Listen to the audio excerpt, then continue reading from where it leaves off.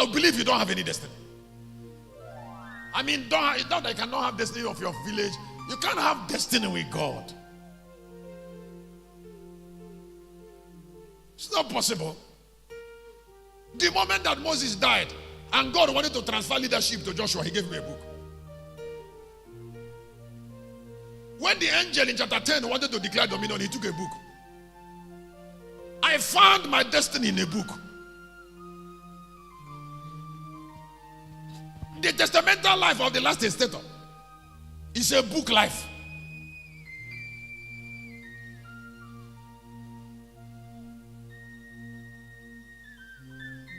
It is a book that God hid himself to rule every nation. It is book. It is book that baptized. It is book that baptized. There is something. It is book that baptized people of God unto favor. There is something I said here about the Third Testament. I wanted to borrow me time, short time, 1 or 2 minutes to bring something on the Testament.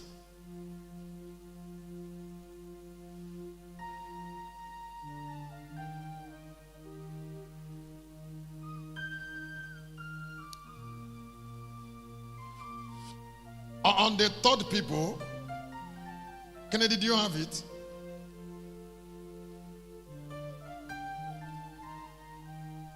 There are series on the third people. Yes, I've seen it. I've seen it.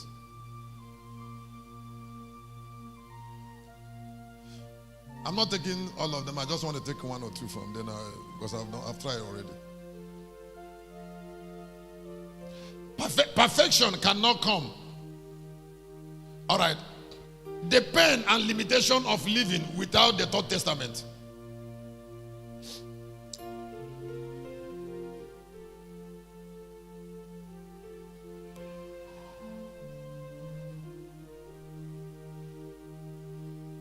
Church, have I done, there are things to regret in growth process.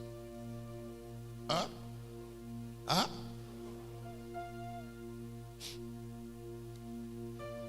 Look at this. Kennedy, don't move it. Thank you for patience. I'm about to go and stop. Please hear this. This knowledge is not general.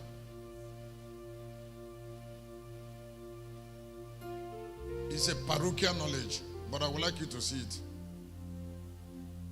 I call it the pain and limitation of living without the Third Testament. I would like you to listen. There is a book God wants to bring to the earth. That book is not a book of knowledge as per se. Now, to make this testament 3, it's called the third. It's a revelational book, but it's of life. And what I am bringing out to somebody direct, why I'm insisting on this, is be very careful about the way you live. You see, because an angel is recording your lifestyle.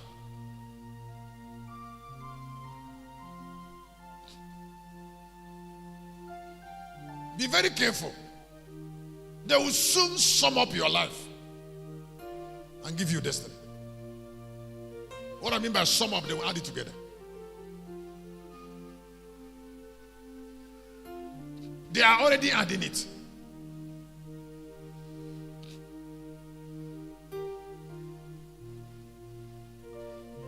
There is another life that God wants to bring from immortality. There is a difference between book of life and book of immortality. The Third Testament is a book of immortality. And the life of immortality must be lived, not preached only. It must be lived in the way it should be lived. We are not meant to be perfect in it immediately. But we should know something is expected from us. There is a Bible standard life.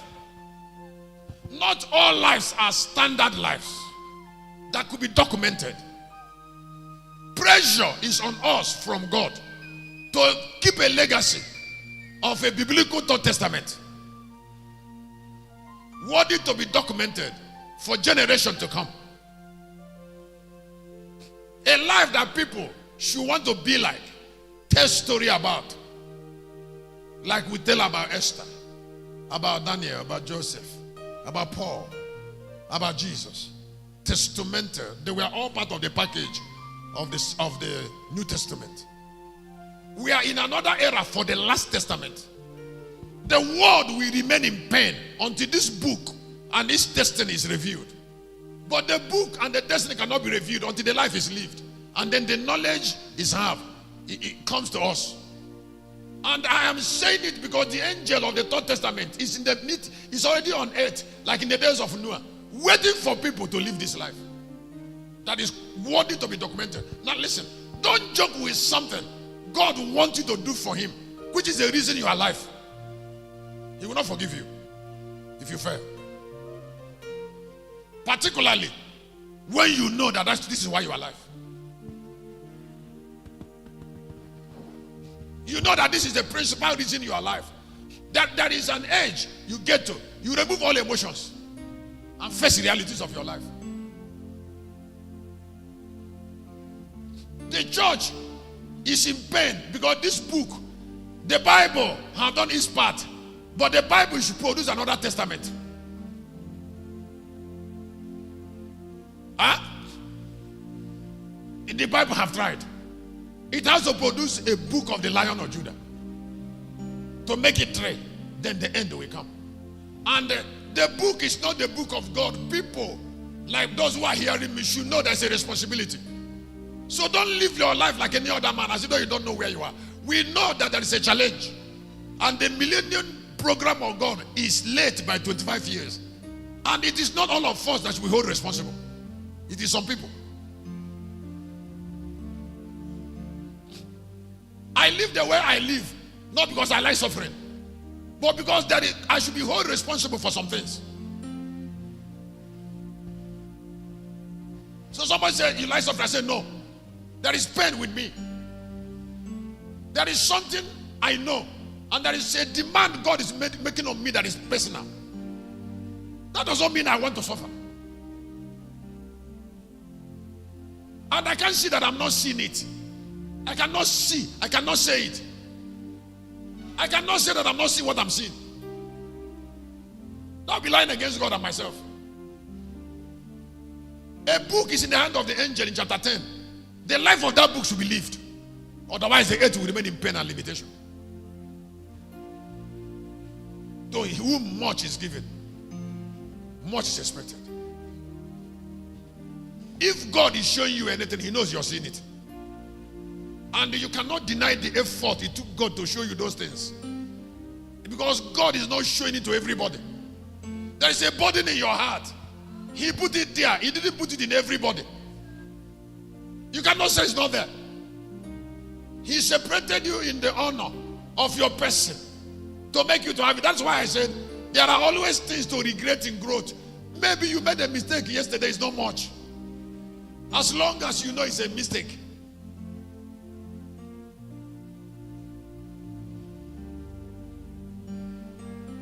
If you have left yesterday, Kennedy, I'm already on it. There are always things to regret in growth process. If you have left yesterday, then you should learn from the pain of yesterday.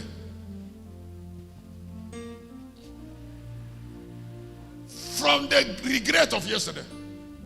If you say you didn't make a mistake yesterday, then you have not left.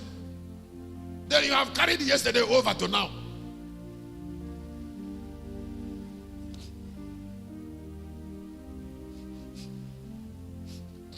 If you are now 60 years and you say you didn't make a mistake when you were 35, then you have carried 35 years into 60 years.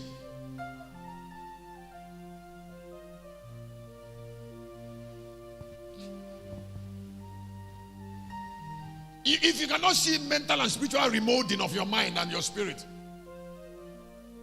the enlightenment of eyes that separate the years, there's something that you did because of immaturity of that particular age.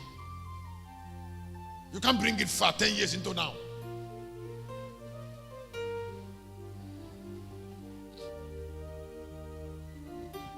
We do not stay with it, but we learn from it.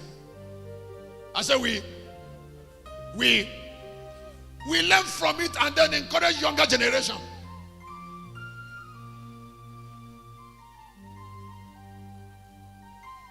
Not to follow that path. Maybe you're here, you're hearing me now, you're a woman. And throughout your life, you didn't know vision until you were 30. Now you have a son. Now you have a daughter. She can't wander around. Because you've already wasted years of vision. He had to know vision very early. If his vision is not clear, start teaching him Bible. Start teaching him Bible with a binocular. I said, start teaching him Bible with. In the midst of light, vision will be revealed. Vision is a spirit that's encapsulated in brightness.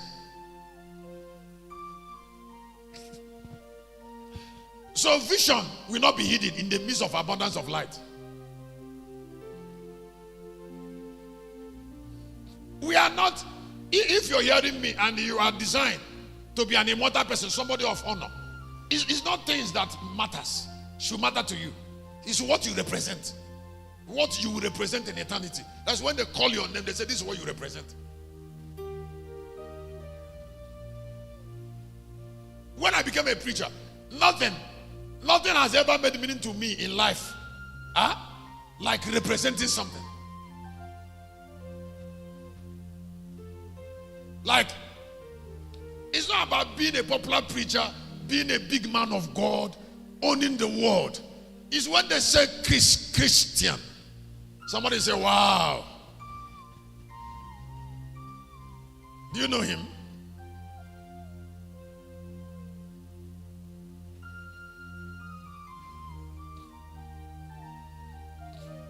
Somebody asked me one day, said, is there anything to regret? I said, are you asking me? Somebody who grew from my village, I came up here from Somersaulting. I said, what? This Somersaulting, I'm telling you, it's not a local somersault. It's not an ordinary regret, it's somersaulting regret. Pain. How could you have come from where I came from without regret? For instance, I started ministry from the prophetic, from power, from deliverance, then from there switch over to warfare. All these things I don't bother about them anymore. I can't even remember the last time I laid hand on somebody.